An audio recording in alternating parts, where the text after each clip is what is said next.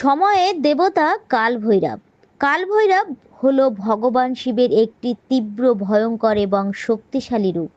কাল শব্দের অর্থ সময় এবং ভৈরব শব্দের অর্থ ভয়ঙ্কর।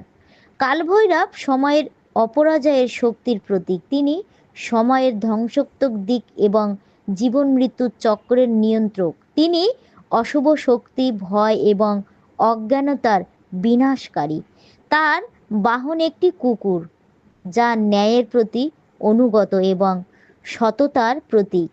কালভৈরবের রূপ অত্যন্ত ভয়ঙ্কর। তিনি কালো, ডার্ক নীল বর্ণের, জ্বলন্ত চোখ, দাঁত বেরিয়ে থাকা মুখ এবং ভয়ানক অলঙ্কারে সজ্জিত থাকে। তার হাতে ত্রিশূল, খড়গ ও ডুগডুগি থাকে। কথিত আছে কালভৈরব সৃষ্টিকর্তা ব্রহ্মাকে পরাজিত করে তার শিরচ্ছেদ করেছিলেন। তাই কমেন্টে জয় বাবা কালভৈরব অবশ্যই লিখবেন।